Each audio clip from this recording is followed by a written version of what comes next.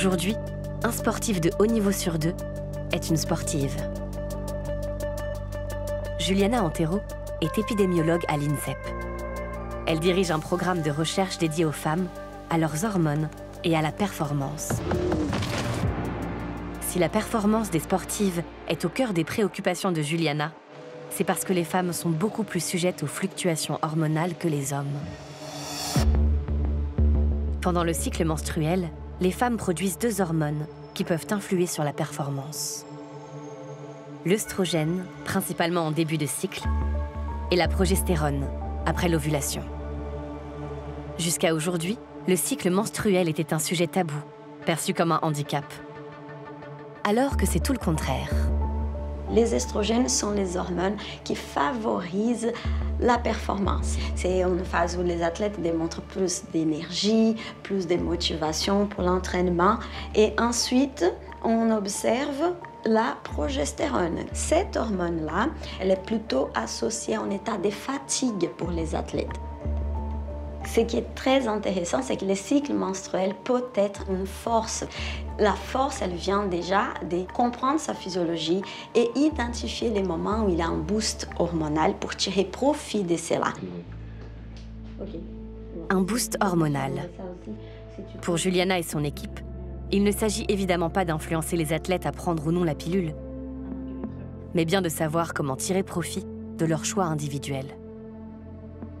Les sportives qui pourront profiter du plus fort boost hormonal sont celles qui suivent un cycle naturel. Mais d'autres, à l'image de Valentine Fortin, ont recours à des moyens de contraception hormonaux, comme la pilule contraceptive.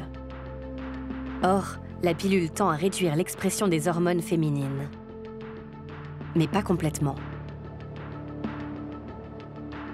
Alors comment savoir si elle peut tirer profit d'un boost hormonal ? Agent ? Bien sûr. Très bien, merci. Première étape, Juliana et son équipe réalisent des prélèvements salivaires pour connaître le taux d'hormones de Valentine tout au long de son cycle. Deuxième étape, ils croisent ces données avec celles récoltées par les capteurs de puissance de son vélo. Objectif, connaître son cycle hormonal dans le détail, pour déterminer à quel moment Valentine est la plus performante.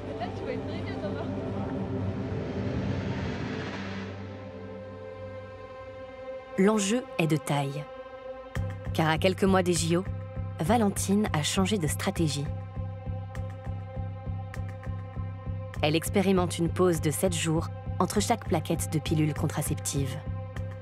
21 jours de pilule, puis 7 jours de pause. Alors qu'auparavant, elle enchaînait les plaquettes de pilules afin d'éviter les saignements les jours de compétition. Mais pour quel résultat ?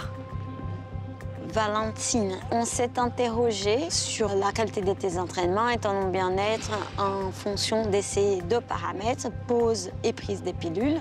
On a vu pour cette période d'entraînement, c'était surtout pendant la phase des pauses, ici c'est la colonne bleue, que tu passais plus de temps à très haute puissance et moins de temps pendant la phase de la pilule.